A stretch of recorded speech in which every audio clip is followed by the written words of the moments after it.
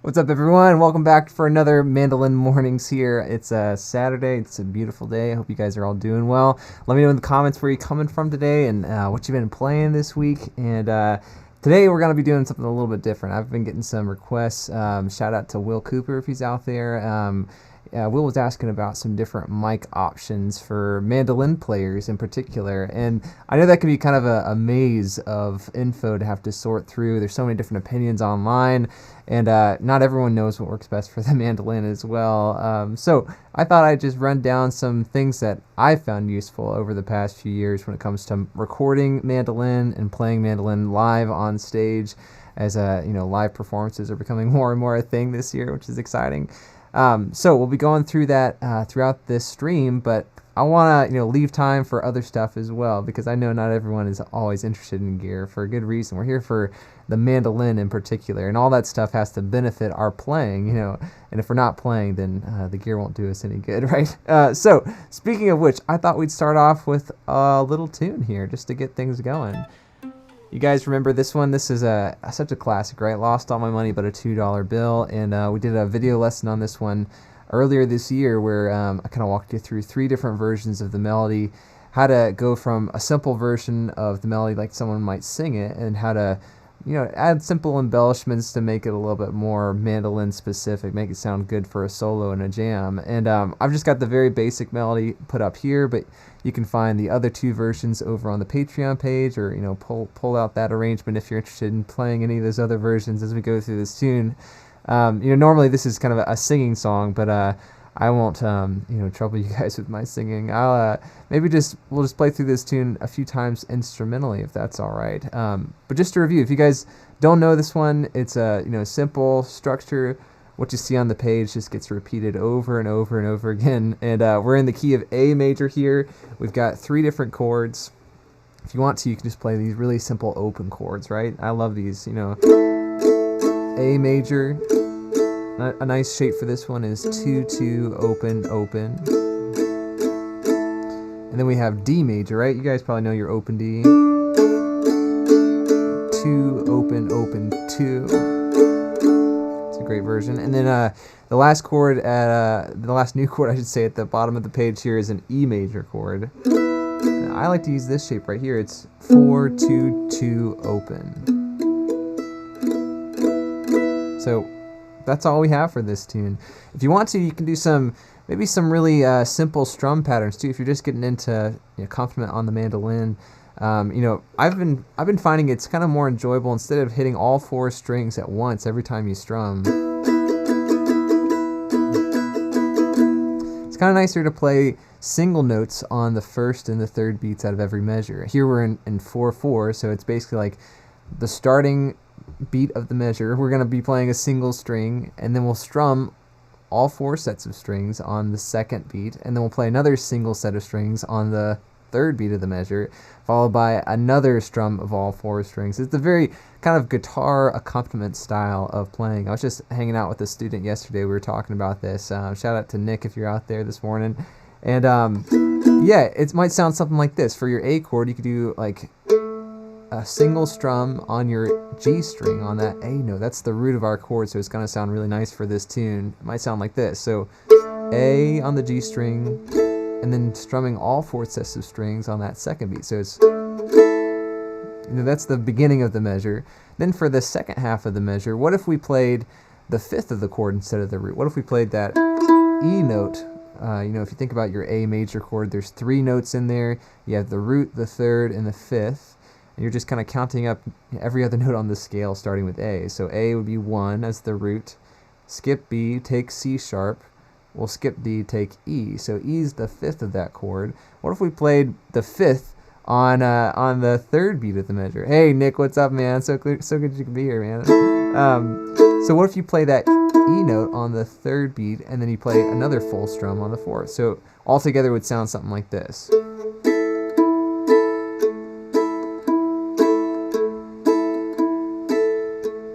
It's a very familiar sound. You hear a lot of guitar players do that in old time and bluegrass music. It's kind of like a Lester Flatt style of playing guitar almost, and it's often referred to as a boom chuck pattern. Because you're kind of you're kind of doing something similar to what you do with the mandolin chop almost, where you're accenting the backbeats with the full strum, but then you're playing these extra single strings on the first and the third beat between those full strums. So that's what we could do for our A chord to make it sound a little bit more interesting, right? Instead of just doing all 4 sets of strings at once, that sounds kind of bland after a while. But if you have this contrast between the root strum, 5th strum, it sounds kind of nice, right? It has a little bit more structure and a little bit more direction. You can do the same thing for the other chords in this song as well. Like, check it out for the D major chord. Maybe we could start with the root of the D major chord, the root just meaning the letter name of the chord. We could start with our open D string on the downbeat of that measure on the second line here. So we could do D, and then we could play the 5th, which is the A note on the G string right there, 2nd fret on the G string. And do a full strum after that, so it'd be D, A, D, A. Well, that blows by pretty fast. We only get to do that pattern once in this song, right? Once in the chord progression on that one measure of D before getting back to A. All right, you see where this is going, right? We just got one more chord to try out.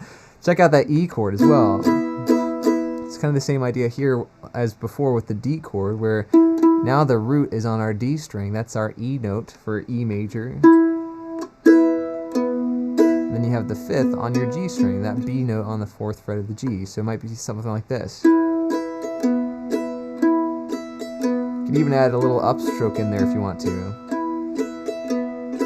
As long as you keep your right hand alternating with those downstrokes falling in the beats, you can kind of do little rhythmic variations here and there. That's the main thing, just making sure that you're alternating at that right consistency with the music.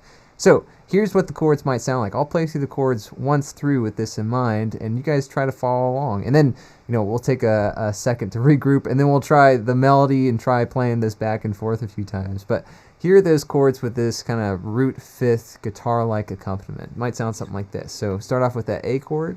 Here we go. It's A.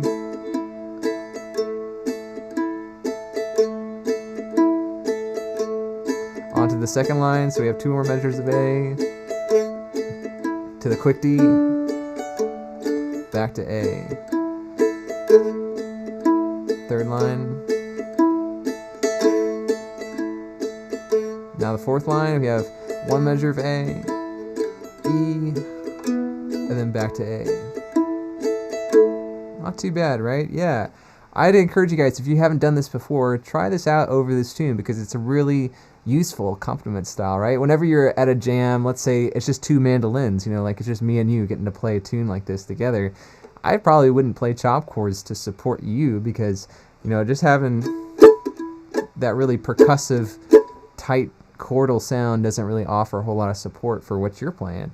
So when you guys take a break, I'll probably play some accompaniment style like that, where I'm playing more root and 5th, I'm playing more open chords to let the sustain and the resonance kind of fill out what you're playing, so you have more context for what's going on. So it's super useful. And if you're in another like duo setting, when I play with Tabitha, I often do that a lot, play a lot of open chords and connecting bass lines, root and 5ths, all sorts of stuff like that. Even in like a folk band or a rock band, or if you're playing something besides bluegrass, these styles might be more appropriate than just doing the chop. So I think it's just as important, sometimes even more versatile, to be able to use the open chords in these ways. All right, but let's see if we can play this through here. So here's the basic melody. Goes, lost all my money but a $2 bill. I said I wasn't gonna inflict my singing on you, but here we go. Pretty straightforward. Then it kind of repeats on the 3rd line.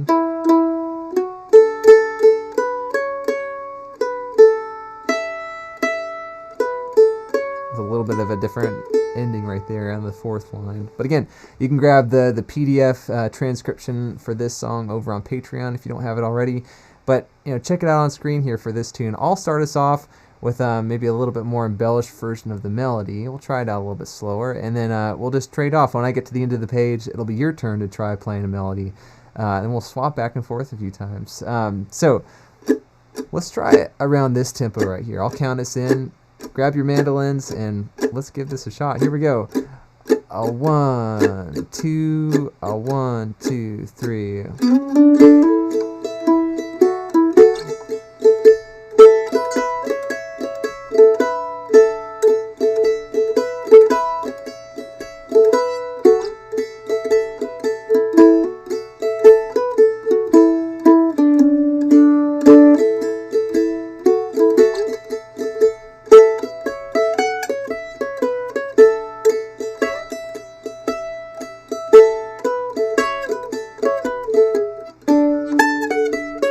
Your turn. Here we go.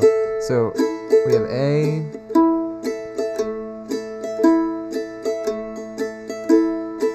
On to the second line here. We have another A. Quick D here. Back to A.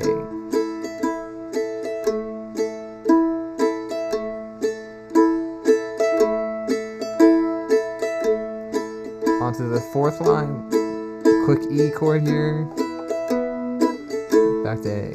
Alright, let me take another go. Here we go.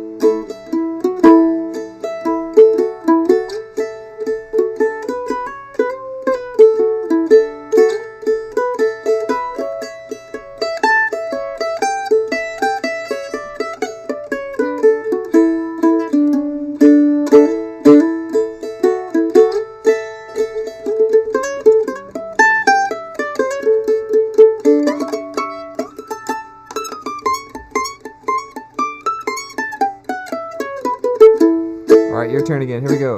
A.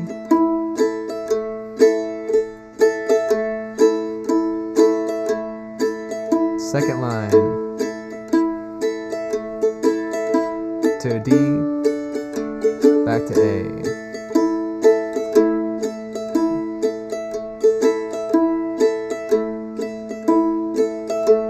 Onto that fourth line. Here we have an A. E. Back to A. Alright, let's try this together. Let's play that melody.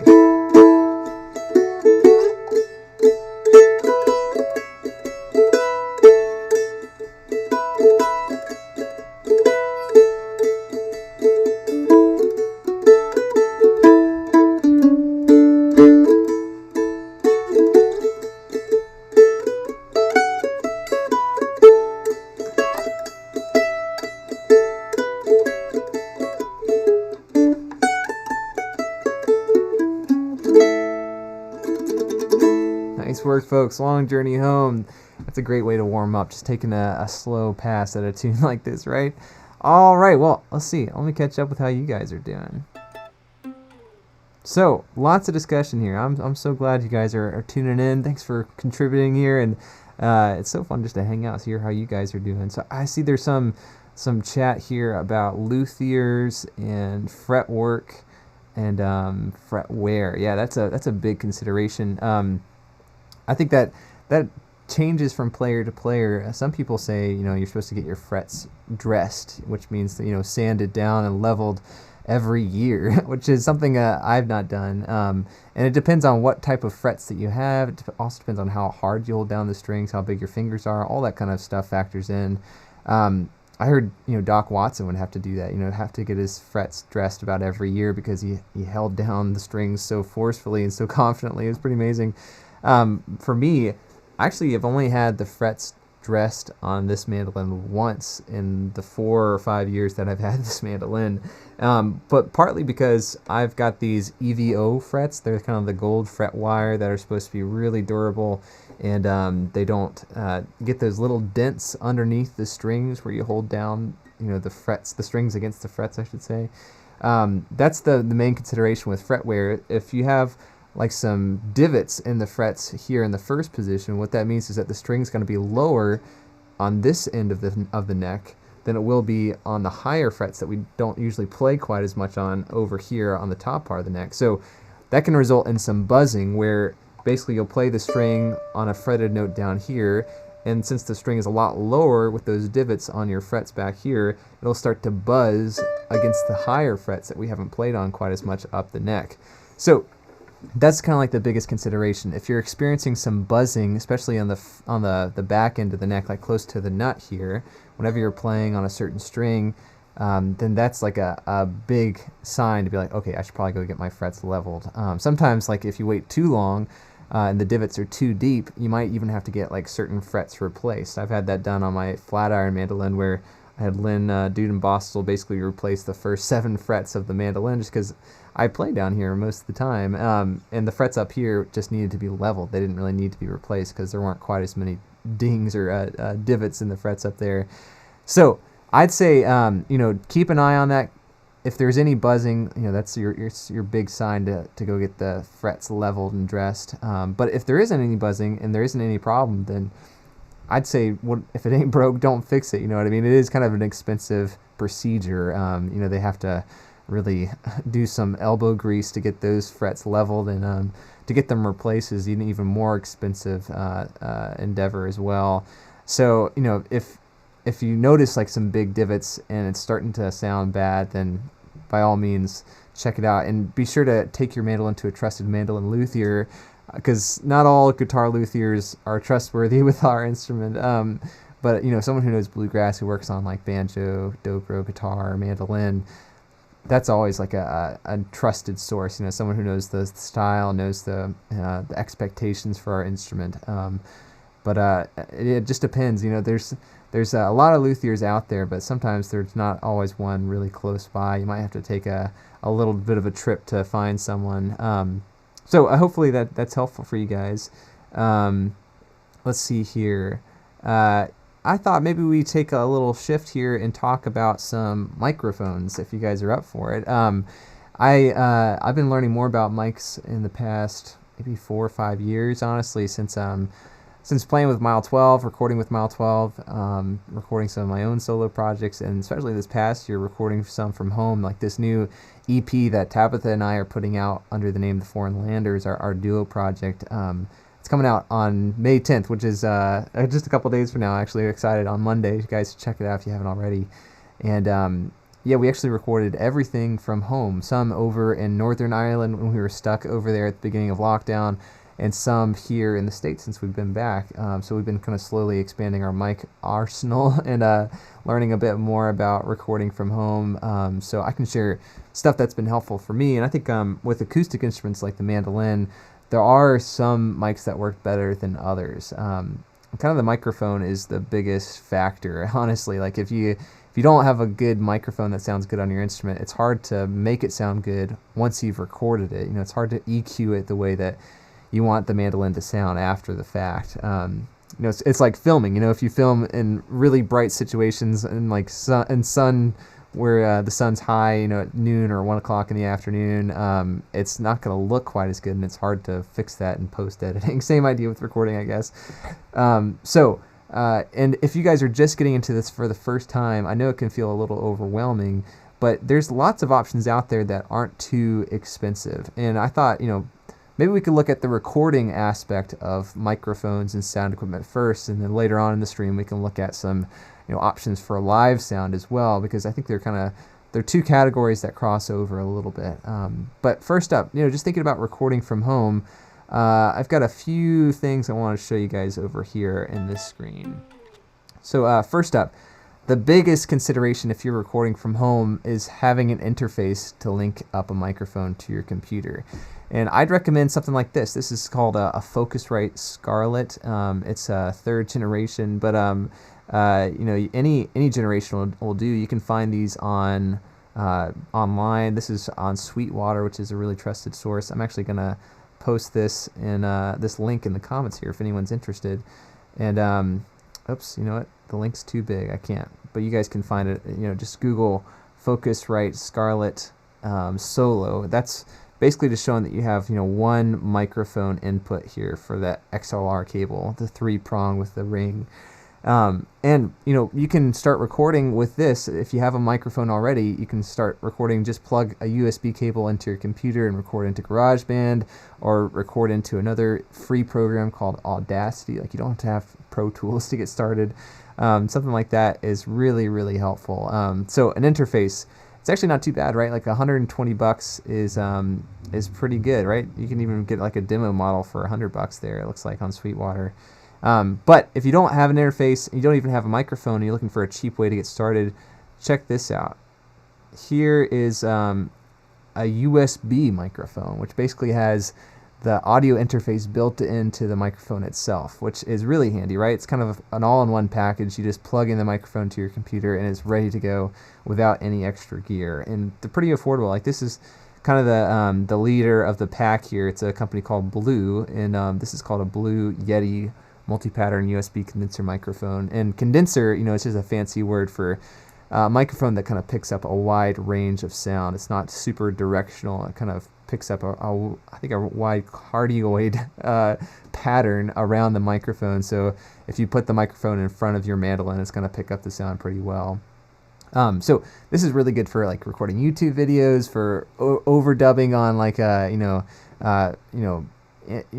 just kind of fun projects for songs you're recording with your friends. Anything kind of more lower profile. I don't know if many professionals would use like a USB microphone, just because you don't get quite as much detail in the recording or from the microphone itself.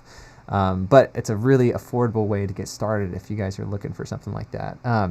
But that's my suggestions to you guys who are just kind of getting rolling with this idea. If you end up going with the interface over here and you're recording from home, check this out as well. This is another affordable microphone that I actually love. I've got one right here. It's called an Audio-Technica AT2020, and I've got the white version. This is the black one. It's the same thing. And it's another cardioid condenser microphone. But I think this one sounds really good, and it's super affordable. This one's only $99, and it sounds really good on acoustic instruments. We actually use this microphone to mic Tabitha's banjo on a track for the Foreign Landers EP, and I thought it sounded really good on the banjo, and I think it sounds pretty good on the mandolin as well. And it's not bad for like an all-purpose microphone that you can use for acoustic instruments. You could use this on guitar. You could even sing into this if you wanted to. Pretty easy, right? Not too bad. So this is a kind of another beginner level microphone that I'd recommend. That's actually pretty good. You'll get studio quality microphone sound from this one $99 mic. Again, this is the Audio-Technica AT2020. I'd recommend checking that out here. Let's see if I can. The link might be too big to post in the chat here, but just remember that the AT2020. Along those lines, if you guys are already, working on stuff from home, you already have some microphones, you're looking to upgrade to more mid-level range microphone, I recommend this one, which is another Audio-Technica large diaphragm condenser. I've got one right here, and this is kind of like our go-to microphone here at the house. This was recommended to me by one of my favorite engineers. His name is Ben Surratt. He's married to Missy Raines, if you guys know her, amazing bass player. I used to play in their band for a long time. And I've recorded a lot of my stuff at Ben's studio in Nashville, and this is the one that he goes to. This is the Audio-Technica 4033, and this one runs a little bit higher. It's close to $400, but this one sounds awesome on mandolin. I actually record all the sound from for like the videos on Patreon and YouTube. This is the one that I use for playing into, like whether I'm playing chords or melodies. I think it sounds awesome on the mandolin. It sounds really good on the banjo too, and awesome on our guitar that we have. We have like a Leo Posh triple O guitar that I think it sounds really good on, and this is the one that we use for vocals too. So Tabitha sings into this, I'll sing into it to overdub harmony vocals on afterwards. I just can't say enough good things about this microphone. And at $400, I know that seems like a lot, but it's kind of at a good price range for what you get. Much microphones that sound much better are going to cost a lot more. Like the margin of gain after this price level starts to really skyrocket here. Which brings me to one more mic I'll show you here before we take a little break from the sound stuff, which is the Neumann KM184 cardioid small diaphragm condenser. And I've got one right here. This one's kind of like the industry standard when it comes to mandolin. This is one, I know Andrew Collins talks a lot about this. Joe Walsh has one of these. I know Matt Flinner has a pair as well. It just sounds great on the mandolin, and Neumann has been kind of a high profile mic company for a long time now. In fact, the most desirable mics are the vintage edition of these KM184. The vintage ones just have like some older parts in there that are supposed to sound better, and I think it does sound a little bit different. Not to say that this one doesn't sound good. This is one of the newer models. I think this one sounds really great as well, and it's a little bit more affordable than the vintage ones. You kind of have to hunt around to buy used Neumann KM184, and they do run a lot more. But I ended up playing a show with Joe Walsh, and he brought his vintage one, and I brought my more modern edition. We kind of compared them side by side in the room that we were playing in, and they both sounded really good. I think his does have like a little bit more of subtle nuance to the sound, which a lot of people love, but I still really love the sound of this one too. But you guys see that price range, right? That's like kind of crazy. $829 for a single, and most people will record with a pair where they'll kind of like put them at a cross like this. I don't have another one just because I haven't felt brave enough to cough up another $800 here, but yeah, they'll kind of point them at a pair at the kind of the body of the mandolin here to get some different angles for the sound when recording from home. But this is a great microphone as well. I kind of I reserve this more for like kind of more studio quality stuff. I've been using this for the EP with Tabitha for some stuff, just some freelance recording from home, and I do love it a lot. It has a certain tone to it that's a little bit different than this one. Sometimes I actually still prefer the Audio Technica on the mandolin than this one, though. It's kind of weird. They're just different sounds. So what are you guys using, though? Like, let me know in the comments here. Hopefully this is helpful here. And let's see here. We got some folks who are into the Shure line of microphones. That's another good trusted company. And I didn't even mention like the Shure SM57 is kind of the big name in microphones here. You go to any live music venue around the world, they're gonna have a Shure SM57, almost guaranteed. And those microphones are awesome on the mandolin. They cost $50 probably, and they're gonna sound really good in a live setting, especially if it's a loud venue and you don't want to plug in. Like if you're playing at a bar and you need to get up to a microphone, those mics are gonna get you some really good feedback protection, but still like a really good tone out of the mandolin. The problem is that they're not super sensitive, so you kind of have to stand really close to the microphone, get it right up on the mandolin for it to be able to cut through in a loud setting. And I wouldn't necessarily recommend using those for recording at home, unless that's your only option. Getting more into like the live sound stuff later on in our stream, we'll kind of talk about the difference. But when you're working with recording microphones, they're usually going to be these large diaphragm or small diaphragm condenser microphones, which are a lot more sensitive. They pick up a wider range of sound. Which means that when you play them on stage and there's other noise happening, people talking or at the bar, or like there's people playing on another stage like a few yards away outside at a festival or anything like that, these mics are going to be really sensitive and pick up that sound, and it'll basically create this feedback loop where like the sounds coming into the microphones being pumped out the speakers and then coming back into the microphones, especially if you have monitors on stage where it's pumping sound at you as the performer. That can be really tricky to get the right sound that you're looking for without it just screeching and wailing and everyone kind of losing their hearing from it. So with the condenser microphones, it's more towards the studio end of the side of all this gear stuff. So all these mics that I've shown you so far are condensers, whereas the Shure SM57 is what people call a dynamic mic, which is a lot tighter in its pickup range so that it doesn't have as many feedback issues, which is really good for live settings when there's other sound going on, right? But we have a question here from Tim Bellamy. What's up, Tim? It's good to hear from you. And Tim is asking about mic distance and mic placement on the mandolin, and that's a really good question. I'm glad you brought that up. Maybe I'll come over here to the bigger screen so you can see it a little bit better. So for mic placement, I've always done this, where I always try to place the mic near the lower sound hole of the mandolin. So on this F-style mandolin, I've got these Florentine holes, and I usually try to go for somewhere around the big bottom end of this F hole here. So I'll put the mic usually when I'm playing live, I'll kind of do some different stuff. Like if I'm using a live mic here, say I'm on stage and I'm standing up and trying to use the microphone to mix myself, what I'll do is I'll stand maybe about a foot or a foot and a half away from the microphone when I'm chopping, just because I don't want that chop to overpower the rest of the band. But whenever I take a solo or I'm taking fills, I'll try to step up to the mic to get right up on it pretty much without, as close as I can get to it without being in danger of actually hitting it. And that's the challenge. There's sometimes I'll actually still hit it because I want to make sure that I get as close to the mic as possible to be as loud as possible for that solo or for that lick to come out.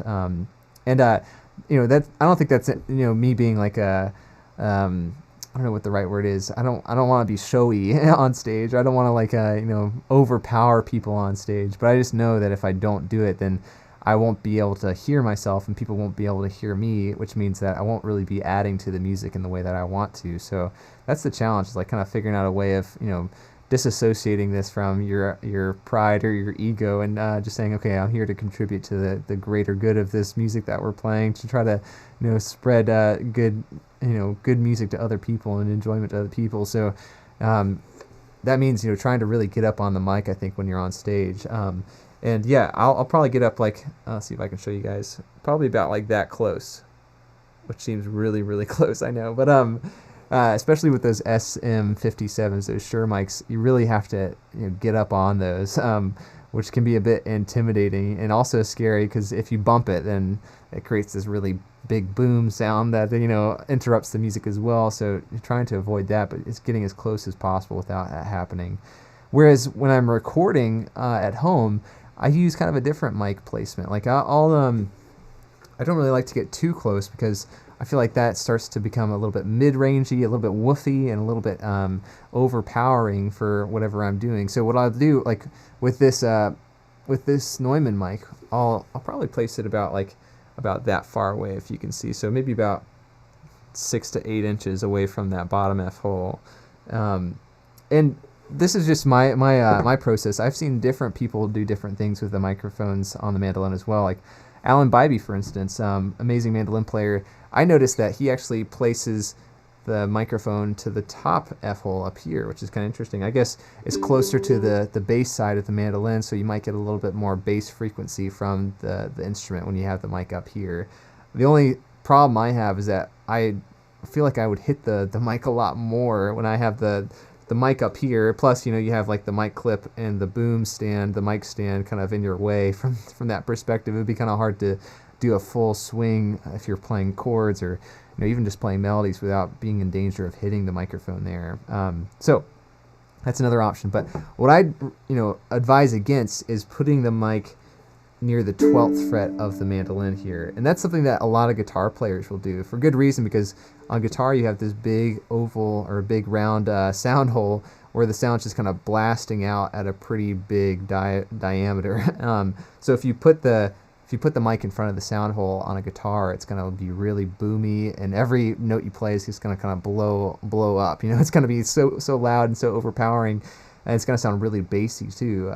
So a lot of guitar players will place the mic close to the 12th fret of the guitar, and that's kind of far enough from the sound hole to still get some of the bass of that sound hole, but get more of the clarity of the notes and more of the clarity of the attack of the pick as well. But I wouldn't suggest doing that on the mandolin, just because most of us are playing with the Florentine F holes here, and those don't really react the same way to the microphone. In fact, like when you put the mic over the 12th fret, you're really just getting kind of the string sound, and you're not getting the sound of the wood of the instrument quite so much. So that's so frustrating. Like when you get to a gig and the sound guy comes up and he just like automatically places your mic for you. He's like, oh, this sounds best like right here. It's so frustrating, because it really doesn't work the same way on the mandolin. You have to think about this as a different animal from guitar. So just a word of advice: if you guys are out there, you're getting on stage again and getting to hang out, there's a lot of kind of nuance to it all. But hopefully that answers your question, Tim. I think there's a lot to consider with mic placement. The placement kind of also changes the tone and the timbre of your mandolin and the way that you play. So it's all going to be really important here. Well, let's get on to playing again here. Why don't we try maybe another tune here? We can come back and talk more about live sound or more about mics and live sound and pickups and all sorts of stuff like that. I hope this is all helpful. Thank you guys for sticking around, for contributing to the conversation here. So let's see. I'll maybe play through a tune here with you guys. We can come back and catch up on all this in a bit. Well, let's see here. We've played Long Journey Home a little bit earlier today. Why don't we check out a more fiddle tune style piece? I thought maybe we could check out the classic Big Sayota, right? One of my favorites. We've been looking at over on Patreon and YouTube kind of recently, which has been really fun. And I thought, maybe we could try out that right hand accompaniment style for the chords as well. If we learn the open chords for this tune, we can totally do the exact same thing, alternating between the root and the fifth in between strums, as we did in the key of A for Long Journey Home, right? This one has 4 chords in it, though, so we have to kind of keep a few extra chords in mind as we go through the progression. Why don't we check out each chord and see how we can still do this root-fifth alternation? So if you check out your G chord, this one's actually really easy, right? Your root of your G is on the G string, and then the fifth of your G chord is the D string, right? So you guys might have already done this before, but you can do this kind of boom chuck idea on the G chord like this. Be root, fifth, a 1, 2, 3, 4, 1, 2, 3, 4, root, 2, fifth, 4. It's hard to talk and count at the same time and play. All right, so that's our first chord, and then our next chord is D, right? We already got that one down from before, right? It's a D on your D string, and then the A on your G string there. Root, fifth, root, fifth, root, fifth. Nice, nice. And we got just a couple new ones here to check out. Look at this C major chord that we got on the second line. And, thinking about our open C chord here, we don't really have a low root that we could use for this root fifth alternation motion.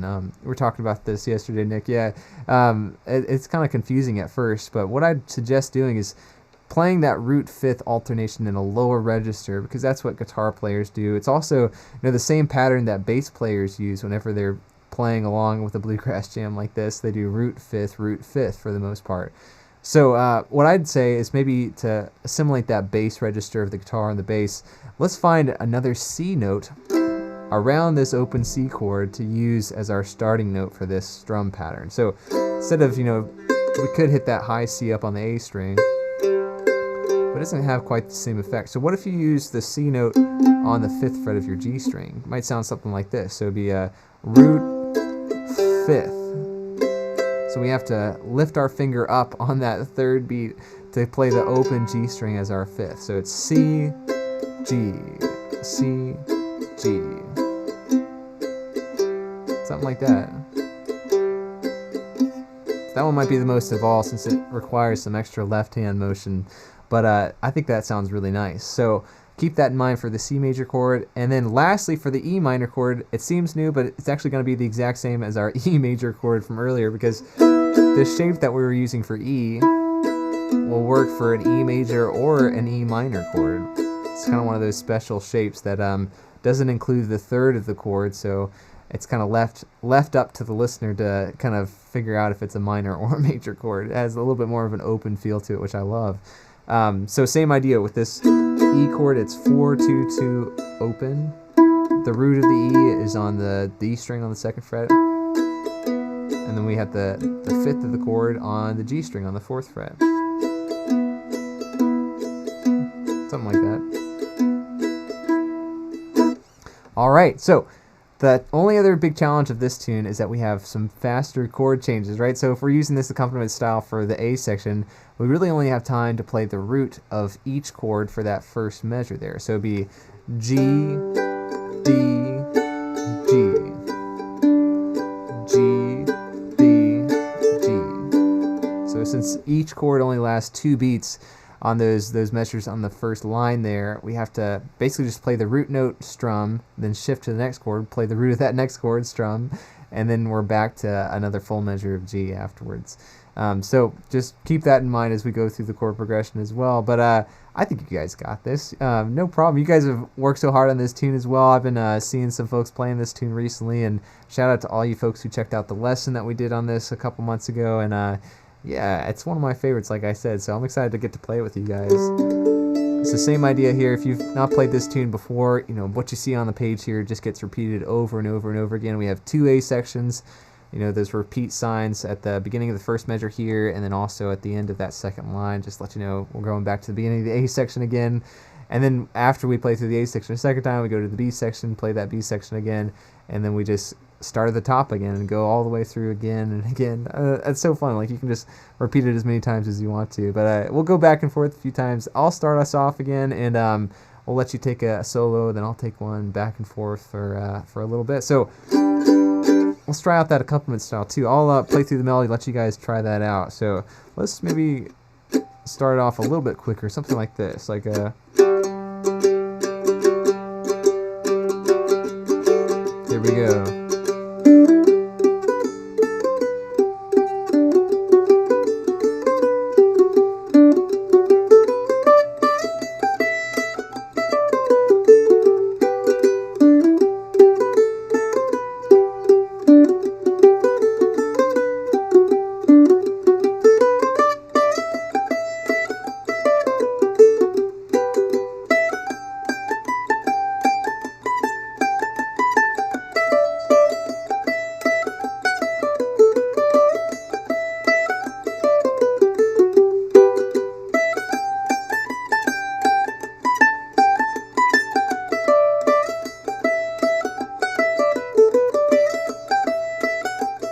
Alright, your turn.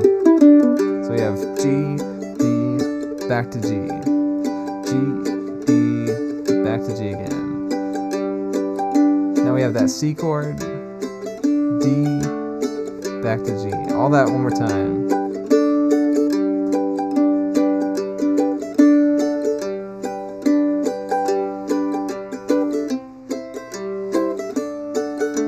Now onto that B section, we got another G, then to the D chord,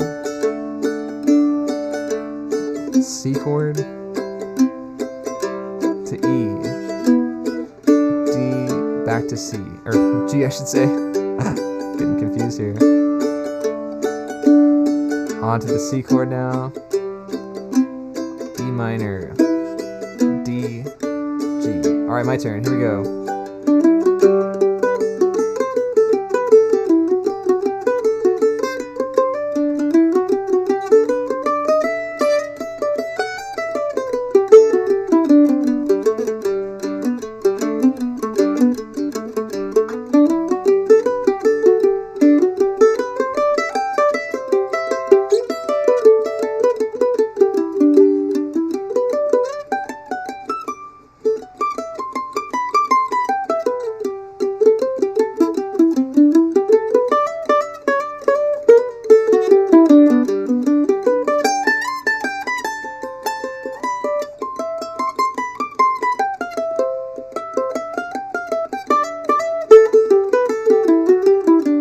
Your turn. Here we go.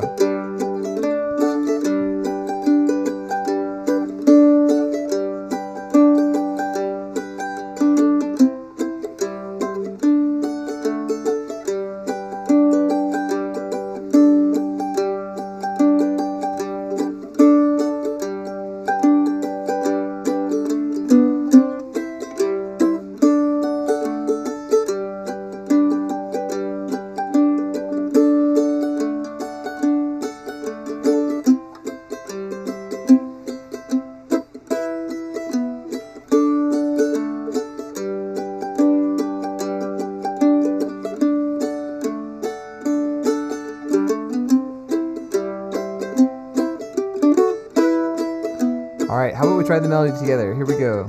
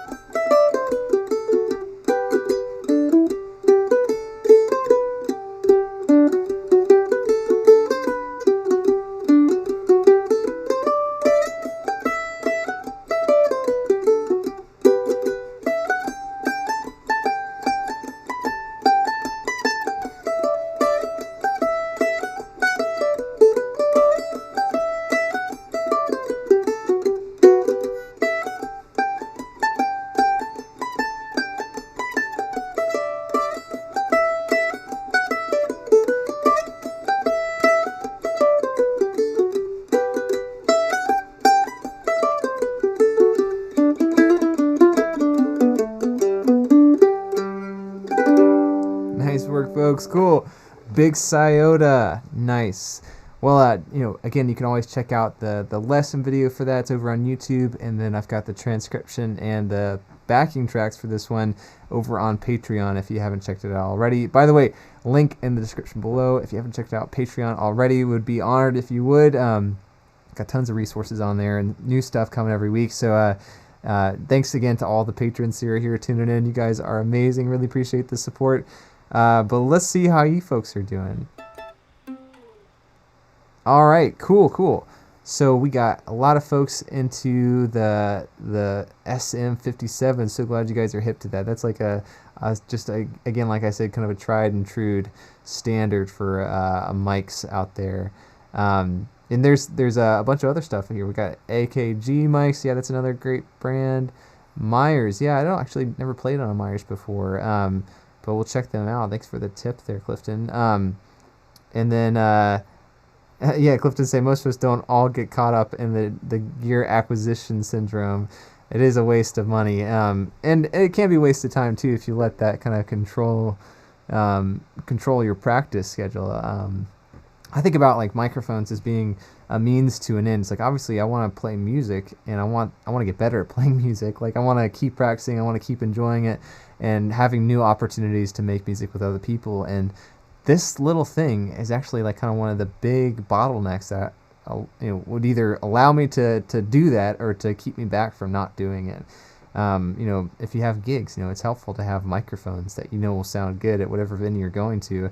Or if you're recording videos from home, you're starting a YouTube channel, like you're gonna need a microphone, and not having one might even cause the friction that will hold you back from actually doing those things that you'll be really satisfied with in the long run. It's like a way of benefiting your future self to have like a steady microphone. It doesn't have to be like an $800 microphone. Just having like a $100 microphone and an interface at your house, and having that readily available, and you feel comfortable using it. You have the knowledge to do all that. All that's gonna basically open up a world of possibilities to you later on. And I think sharing your music with other people is really what we're after. Like all the stuff we've been working on Patreon, all the stuff we've been doing here on Mandolin Mornings is towards the end of being able to basically have a conversation with people musically, to be able to express ourselves, and to be able to also share that music with other people and bring them joy and enjoyment. And as of now, with live performances still not being super prevalent, it's pretty important to have like some type of gear at home to be able to do this. And you can just use a smartphone if you want to. There's nothing wrong with that. But if you're looking to level up your game, something like this Audio-Technica AT2020 would be great, or one of those Blue Yeti microphones. And if you're wanting to like continue to up your game to get better quality mics as you grow as a musician, and you want to be able to kind of express your music more clearly, then some of these other options might be good ones to check out too. So I'm glad you guys are enjoying it. And yeah, Sweetwater is a great website. Hidden Home is pointing that out. I love their stuff. They always send candy with their packages, which is fantastic. And their customer service is one of the best online, honestly, like especially for the music scene. So let's talk a little bit about live music here. And I saw some people already talking about this microphone. I'm a big Audio-Technica buff, if you guys can't catch that already. But here's one more Audio-Technica microphone that I really like to use. It's called the AT Pro 35, or 35 Pro, I believe. And this is actually kind of an older edition of it. I think it was called something just slightly different. It's an AT8533X. And I got this for $100 on Craigslist, or maybe even less, maybe like $70 or $80. And it's been my go-to live performance clip-on mic for, I guess, about 8 years now. And what I do basically is I'll clip this, this little, I don't know what you call this, like a clamp. It's almost like a potato chip bag, like clip, something like that. You clip it onto your armrest and basically point it towards that lower F hole. And I think that's the way that most people will do this. Some people will sometimes create rigs where they're kind of attaching maybe kind of another mechanism like we have here for your armrest. They'll attach something lower to the mandolin body so that they can point it more, bend it over and kind of gooseneck it so that it will point directly over the F hole. You just get a little bit more accuracy that way. I know think Sierra Hull does that. I know Chris Thiele does that as well, but they all go to these Audio-Technica clip-on mics as well. It's kind of interesting. There's more expensive options out there. I think these go for about 130, 160 new, I think.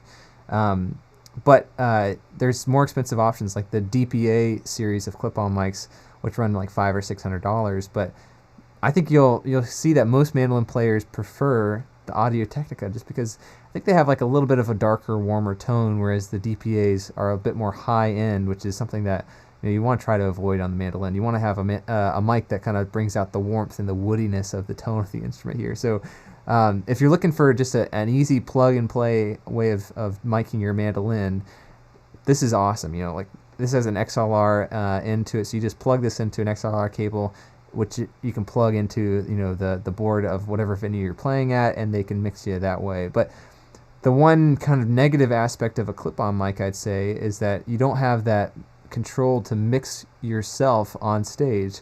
When I play on stage with Mile 12, most of the times, if we're playing in a really quiet like performance arts center where people are sitting down and not talking and actually listening to us play, I'll actually bring this Neumann mic, which some people might be kind of shocked by that because, like I said, it is a studio microphone, and most people don't play live with a very sensitive mic like this. But I love the tone of this mandolin mic, and what it does too is if I stand against it, it gives me that freedom to kind of walk away from it whenever I'm not playing like a solo or a melodic line, and I'm chopping back here to make sure that I'm mixing well with the rest of the group. And then whenever I want to be featured, I'll step up to the mic so that way I can kind of cut through the rest of the band, because you can't really trust just an odd sound person to know the arrangements of your music, like when everyone's taking a solo. So chances are, like they might miss your solo and forget to bump up your volume whenever you're taking a featured moment. So having the freedom to do that on your own is really important. That's the downside to having a clip-on mic. But there are other ways around it, and I'm gonna whip out another fancy piece of gear here. This might be the most expensive piece of equipment that I have, and this is called a Grace Felix, and it's a special preamp that you can use for live music. And the cool thing about this is that it allows you to actually blend two signals. You can see on the back that there's kind of like two inputs in the back here. And what I do is basically plug in this microphone, the AT35 Pro, plug it into the back, clip it onto my mandolin here, and then I also will plug in my pickup. I've got a pickup installed in this mandolin. It's a K&K twin internal microphone, and basically I'll plug in both the sources to this preamp here and allow me to blend the signals and EQ each signal as well and mix it so that I'm sending one signal over to the sound guy. And basically what this does, it just gives you pretty much the most control over your sound, over your tone, over your volume before you send it off to that sound person. And again, you don't know if the sound guy knows what a mandolin's supposed to sound like. They don't know like what your arrangements are for your band or what sound you're really after. So having as much control as possible is really helpful. And another benefit of this is that there's a boost button. So if you have like this stuff you're tied to, right, you can't really step up to the microphone and mix yourself. You can basically bump up your volume a little bit for your solo by hitting that boost button and then hitting it again whenever you're back to playing chords. So that way you get that little boost, that little goose that helps you stand above the rest here. But like I said, this is probably the most expensive piece of gear that I own. It's I think over $1,000 to have this thing, but it's pretty much accepted as the premier live preamp out there for folks who are interested in live music. But honestly, I don't really love using it that much, even though it's great, even though it sounds a lot more natural than if you just plug it into a normal DI box for a guitar. It doesn't sound as nice as the microphone, in my opinion. It doesn't sound as natural. So I'll just use this pretty much if we're playing on a really loud stage, like if I know there's going to be a lot of background noise, or if I know that we're going to be playing on a huge outdoor stage, which doesn't happen too often, but when it does, it is nice to plug this in just to have the peace of mind that you don't have to worry about feedback as much, because this Audio-Technica mic doesn't really have much feedback. The pickup is not going to have much feedback at all, and you just have a lot more signal that you can work with to send to the sound guy to to make the music come across to the audience in the way that you want to. But again, this is for probably people who are looking to do this more professionally. If you're looking for some other options, there's another preamp called Tone Bone, which is really great. Not nearly as expensive. There's also one called, I think it's called the Fishman. I'm drawing a blank on what the name is. There's a Fishman preamp that allows you to basically sample live samples of your instrument so that it can kind of mix pre-recorded versions of yourself with what you're playing, which is kind of crazy. I don't know how it works, but it does sound really good. I know a lot of guitar players that use that. And if you're looking for just a really basic one, there's an LR Baggs, I think it's called just a gig preamp, I believe, their gig series preamp, which I think only runs like maybe $100 or $200, which doesn't give you as much EQ options, but it does have some onboard settings that you can alter to make sure that the mandolin sounds the way that you want to.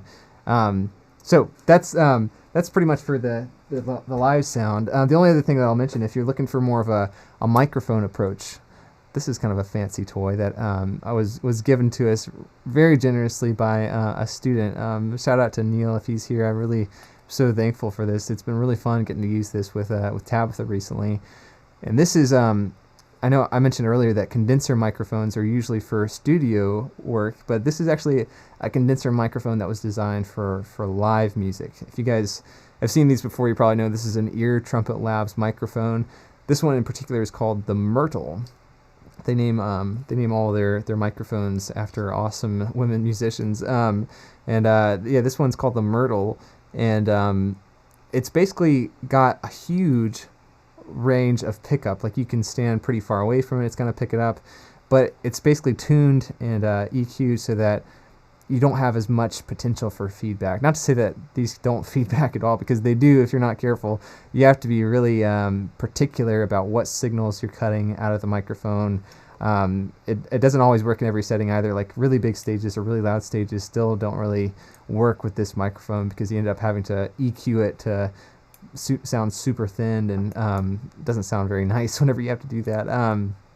But it is really great for a duo, like me and Tabitha do. Basically, we can stand around this one mic, like we've done for some live streams and for some live shows as well.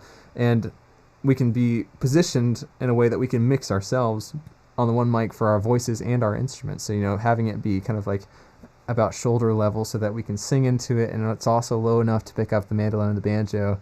And just depending on how close we are to it, if I'm taking a solo, I'll step into it, Tabitha will step away, and vice versa. And I'll try to sing a little bit further away when I'm singing backup vocals to not overpower like what Tabitha's singing.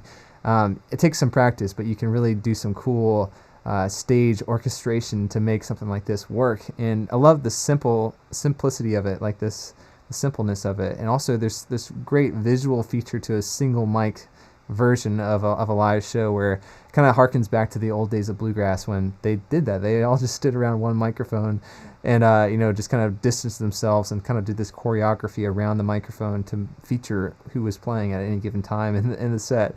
It just kind of like draws the viewer in, not just aurally but also visually, to kind of be keyed into what's being featured. Like if you're all standing on your own separate mics and the banjo player takes a solo on the other side of the stage, no one actually moves or looks at the banjo player. It's kind of hard for the audience to be keyed into that, unless they're like musicians themselves and they know what's going on. They might just think, oh, okay, like what's going on here? Whereas if everyone's on a center mic and everyone steps away and your banjo player steps up to the mic, they're like, it's the banjo solo, I get what's going on here. Sometimes you have to make things obvious for your audiences. That I know that sounds maybe a little bit patronizing, but I think it's helpful and it's engaging in a cool way. So this is another cool one that I'd recommend checking out. Ear Trumpet Labs microphones. These are kind of mid-range, a little bit more expensive. This one I think runs around like $640. But really interesting microphones. They have great sound. They look awesome, right? Like kind of the vintage aspect of them is one of the big features too. They're really good for live sound if you're looking for kind of a one mic setup there, which is a fun thing to experiment with. But anyways, I've been doing a lot of talking here. What are you guys thinking here? Let's see. So Graham is asking, doesn't that mic give you feedback? And yeah, I think it does if you're not careful. I think you gotta be really particular about how you EQ it. Basically, I'm not super good at it, but as far as my understanding goes, basically like we want the feedback to happen when you're doing your sound check, because then basically you're tuning the microphone to the room that you're playing in. So the feedback doesn't happen willy-nilly. It happens at certain frequency points that the room resonates in. So basically, like, if you notice that the feedback's happening at like a D pitch, like, 5 octaves above like the middle C on the piano, you can find out what that frequency is, and you can basically cut that frequency from the mic so that it's not going to pick up that frequency and have this feedback happen. And not to say that, just doing that once is going to fix all your problems. The room might be resonating in a couple different frequencies because of the overtone series and all this. Again, kind of a poor man layman's version of what's going on here. But you're trying to ring out the microphone so that you get rid of all those bad frequencies that the mic is picking up, and circling back to get that feedback sound. And once you tune the mic appropriately, as long as you're not trying to blast the volume beyond the capability of a mic like this, you should be good. You don't have to worry about it too much. But it does take some work ahead of time to really tune the microphone to the room that you're playing in. Every room's different. Also, the room changes between when there's people in the room and when there's not. So in the sound check, when no one else is around, it might be different when you actually get on stage, which can be challenging. And it's probably best to only use a microphone like this when you have a trusted sound guy behind the board, someone who knows what they're doing, and can run on the fly with something like this. So maybe that's kind of more of a kind of an expert level thing. You may not want to use one of these in every setting, if that makes sense.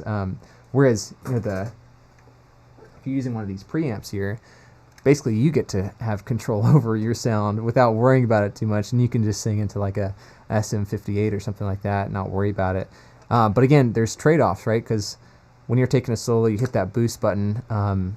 Again, you may not be making that cue to the audience to be like, okay, this is my solo, check out what's going on here. Whereas if you stand up to the microphone and come to the center mic, there is that nice engagement going on. So that's the ongoing battle. It's like kind of weighing the pros and cons of each option. And some people might gravitate to one or the other, and that's great. It's not that one's necessarily better. I think it's just based on your preference, like what style of music that you play.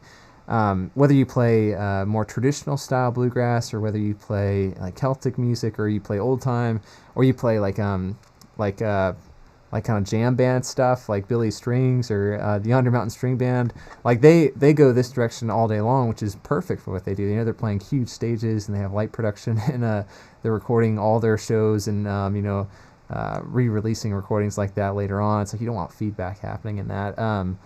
So that makes sense for what they do. But if you're playing like in a folk trio or something like that, like Peter, Paul, and Mary, it's like you don't want to probably plug in and be singing on separate microphones. You probably want to be singing on a center mic so that you can listen to each other, hear each other better, and intonate with those other singers a little bit more clearly. So all that's going to come down to like your personal choices, like your aesthetic that you're going after, what sound you're after, what style of music you play, what's your personality is. Like all those things kind of come into consideration here.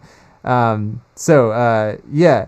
I think there's so many cool options out there, and you really got to explore a lot of stuff too to get to know what your sound is. But if you're looking to get started, again, check out the Audio Technica. Check out maybe the LR Bags preamp if you're interested in plugging in. As far as pickups go, I think the K&K twin internal mic is really good. Internal pickup, I should say. Is running only about $150. Or using one of these plug-in microphones like the Audio Technica AT35 Pro. It's only $150, $160, I think. Not too bad. So I'm excited. All this is in hopes again of playing with other people and trying to get your music heard, and trying to make concerts or trying to make recordings at home be more enjoyable and more satisfying and kind of fulfilling in the long run too. I know technology can be a deep dark well that you can get sucked into, so you got to be careful. But yeah, I think there's lots to explore here. And thanks so much for contributing to the conversation, you guys. I really appreciate it. Let's see, a couple more comments from folks here. Brad Stewart saying, I love the Red Eye Duo preamp for the K&K. Nice. I haven't actually tried that one. I'll have to try that out.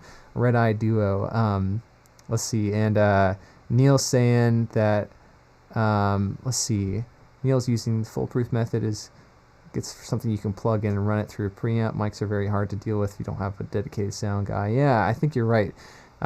It's always like something you have to reconsider and reevaluate when you get to the gig. Sometimes I'll like bring both options, and once we get to the gig, if we never played it before, we're like, let's plug in for this one, or let's try the live mics and see where we go.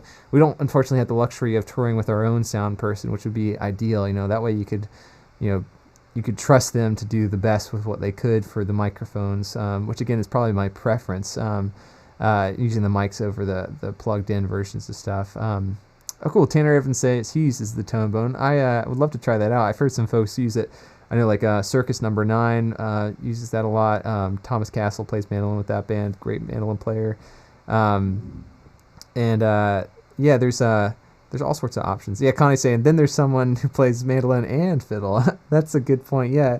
Ideally, I guess it would be nice to have 2 mics set up at your station. That way you could play fiddle into one and mandolin into the other.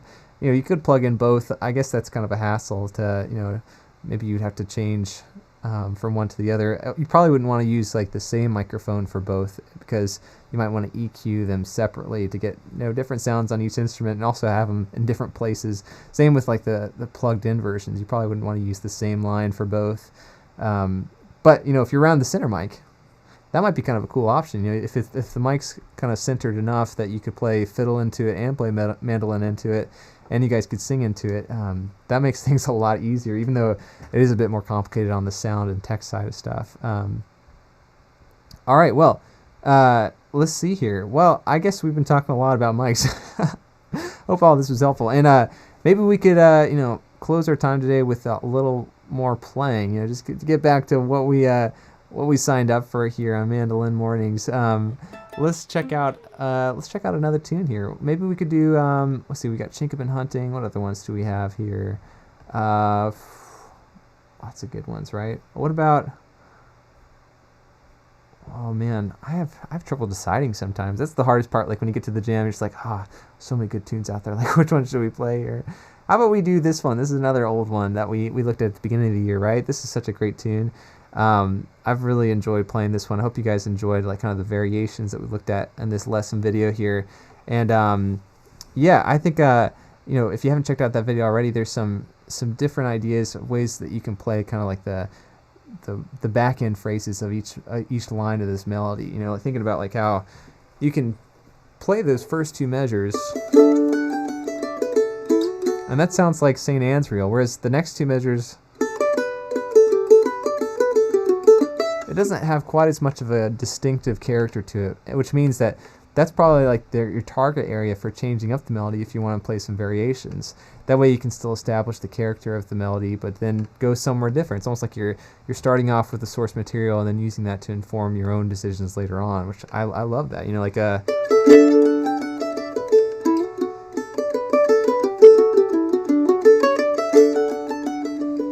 something like that, where you can get back on track maybe for the next line, because when you get to that second line, those first 2 measures are back to that primary motif of the melody. Something about that melody sounds like St. Anne's Reel to us. So yeah, I think that'll be fun. Maybe in your solo here, as you guys play through this tune, let's see if we can play through the melody for the first 2 measures, and then see if you can do some variation or some solo ideas, improv ideas over the next 2 measures, and then back to the melody for the next 2, and then back and forth, 2 measures at a time. I think that's so helpful. So let's see. We got a couple of new chords here. If you guys want to try out this right hand accompaniment for this tune, I think that would be great as well. Like you've already done the D chord, you've already done the G chord, you've already done the A chord as well.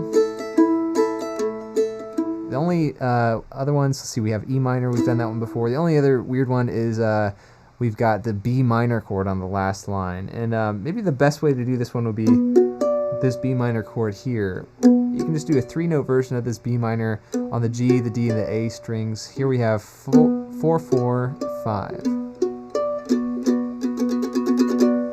So some nice chords there.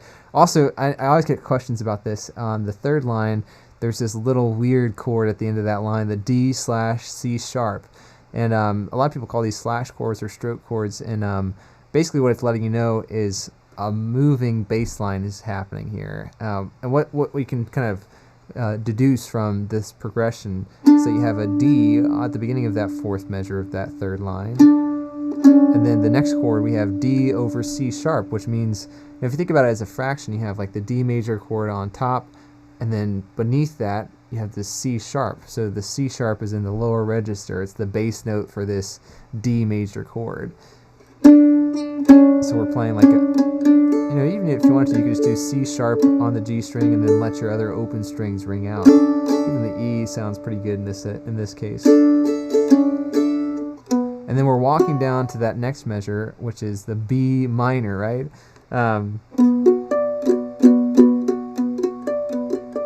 Nice. Yeah, so that way you have this like a really nice, inevitable bass line. It's kind of almost a cliche in some ways, but it sounds so good, it's hard not to play it. We'll walk down from D, C sharp to B minor if you want to. If you don't want to, you can just hang on to a D major chord there. It's going to sound fine.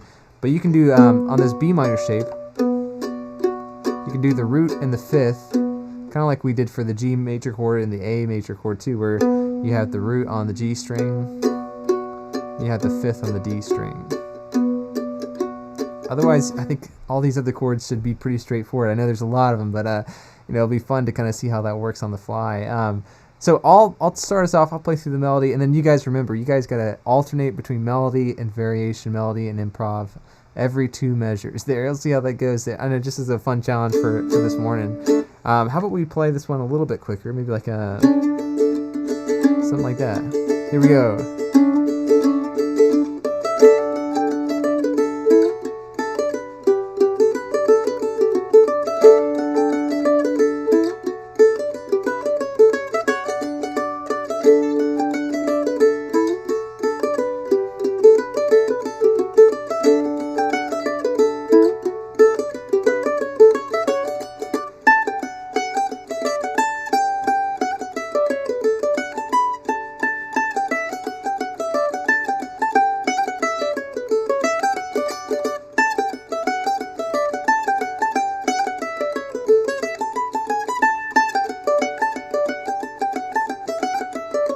Your turn. So we got the D chord, G, back to D.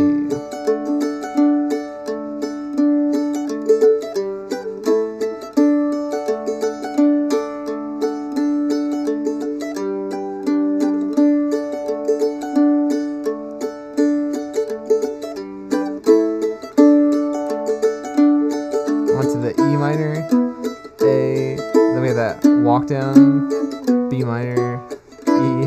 Oh, it's a lot, right? Let's try that again. So we have the D chord, E minor, A, D, C sharp, B minor. Nice. Alright, let's see if I can do this. Melody, improv. Melody.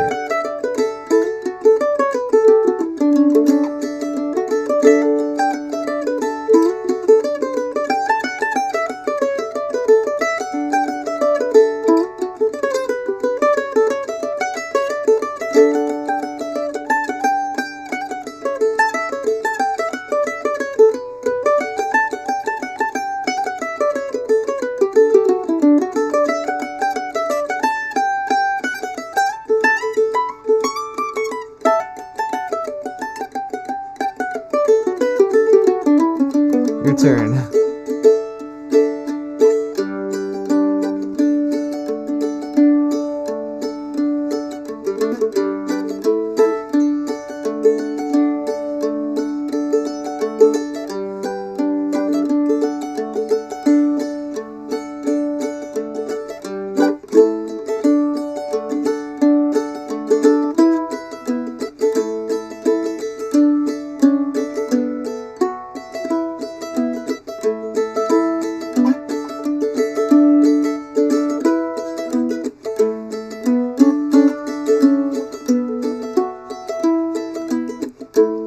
Alright, let me take another one.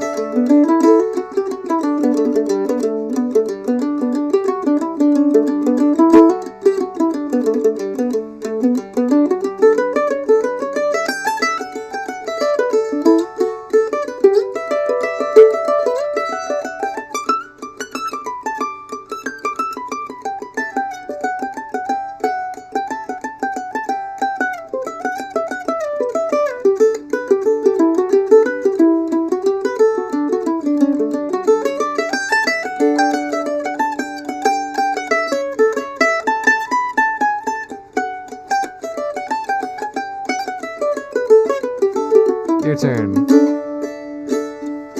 Got a little carried away there, sorry.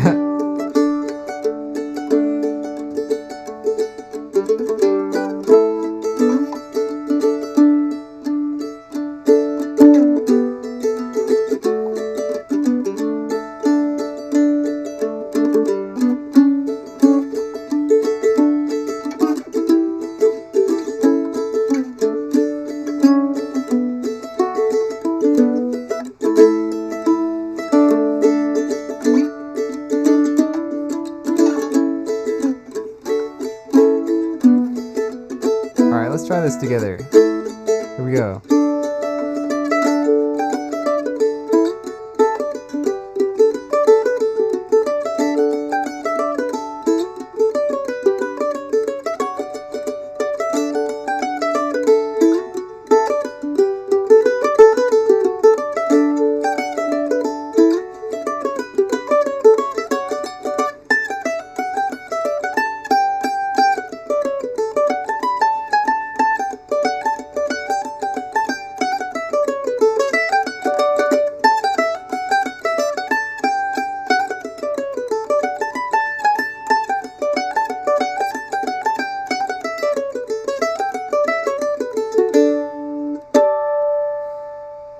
Lovely, lovely. It sounds great, everyone. Man, so good playing with you guys. Well, let's see here. I guess we're a little bit over here. Thanks for hanging out with me, guys. And so good to talk more mic stuff with you all. So glad you guys found that helpful. Let's see here. Yeah, I definitely recommend checking out like some of those more affordable mics if you're interested in getting into this whole thing. Again, this is an Audio-Technica 2020 that's only $100. You can also get that Blue Yeti USB microphone that's like 130. That way you don't even need a preamp or an interface to plug in those things to your computer. I just can't recommend it enough. Like once you get into putting your music out there, it just like it puts everything into perspective, right? It gives context to your music. It also gives context to your practice sessions, right? Like when you have something on the dock to be like, okay, I've got this new mic, I've got an interface, I'm gonna record myself playing through this tune that I'm working on. All of a sudden, you kind of see those areas that you didn't realize before. Oh, like I'm not playing this as well as I thought I was. I was recording on a bad mic beforehand, and I wasn't noticing kind of like the nitty-gritty details of the flaws in my performance. So, something like that could be a fantastic practice device, even if you're not sharing it with other people.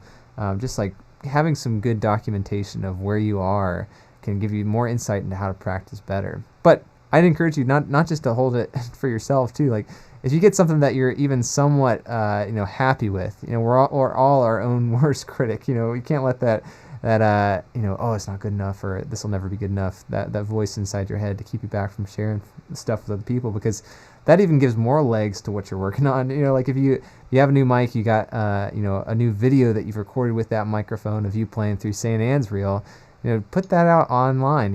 Social media is not amazing. I kind of hate social media, honestly, but it's a great way of spreading hopefully enjoyment to other people. I think that's such a great way of sharing your music with other people. Like make a video of St. Anne's Reel and put it out there. Don't do it to get praise or compliments, or you're digging for gold that way, but just do it as a way of like benefiting other people, and also knowing that it will benefit you, kind of help you have something to practice for, and it'll also show you things that you want to keep practicing on later on to keep getting better.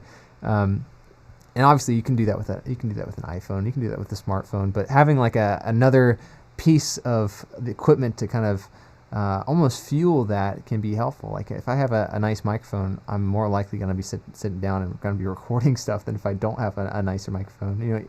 Nice meaning like $100. It doesn't have to be like one of those super fancy ones. I think all that's super, super helpful. So I can't recommend it enough. Even if you don't feel like you're a tech person, or if you kind of hate all this stuff, it is really beneficial just to have something like this. It's an investment in your future. It's an investment in your progress on the mandolin. And it's also going to open up a lot more opportunities. Like if you know how to record yourself at home, if you know how to make a video at home, if you know how to bring a good mic. If you have a good mic to bring to a gig and you know how to tune it to a room, it's like going to open up more opportunities for you to be able to make music with other people. And I know we're all thinking different levels in that way, which is great. But the more opportunities you have, I feel like the better, because the more opportunities you have to make music with other people, the more opportunities you're gonna have to get better, the more opportunities you're gonna have to enjoy playing music. And I think that's all what we're after too. It's about enjoying. It's about spreading that joy to other people, and about trying to make progress. So that's my big speech to you guys about gear. Thank you so much for the request, for the conversation. I hope it was helpful. Thanks to Uncle Bobby for that generous support there, for buying one of the super chat emblems there. Appreciate it, man. If you're looking to support the channel as well, you can do likewise, or you can go over to Patreon and sign up over there. There's a few different monthly options that you can sign up for added benefits, in addition to all the stuff going on here on YouTube. You can also get access to this live stream and all the other live streams that we've done in the past, exclusive access only on Patreon. And you can also sign up for private lessons over on my website if you want to meet personally one-on-one. Got more info on it's davidbenedictmandolin.com. And thank you for watching. That's just such a great way of supporting, watching the live streams, tuning in, contributing to the chat, subscribing to the channel. That also is huge. Hey, we hit the 10,000 subscriber mark this week, which I was blown away by. I never really thought I'd get to that level, and I'm just so chuffed that all you folks have been tuning in and enjoying these videos, enjoying these live streams. And we're gonna keep it coming. We got some stuff coming up. I actually just did an interview with Joe K. Walsh, which I'm really excited about. Recorded it, gonna edit that together, share it with you guys. We talked about some improv ideas, which was really fun. We got a couple more duo videos coming out with Joe and with this guy out in Italy. I've been talking about Martino Coppo, amazing mandolin player. And we got even some bigger stuff on the horizons too. So stay tuned, and we'll see how things come together. But again, thanks for tuning in. It's so good to hang out with you guys. I hope it was helpful, and I'll look forward to seeing you guys next week, same time. All right. Until then, happy picking.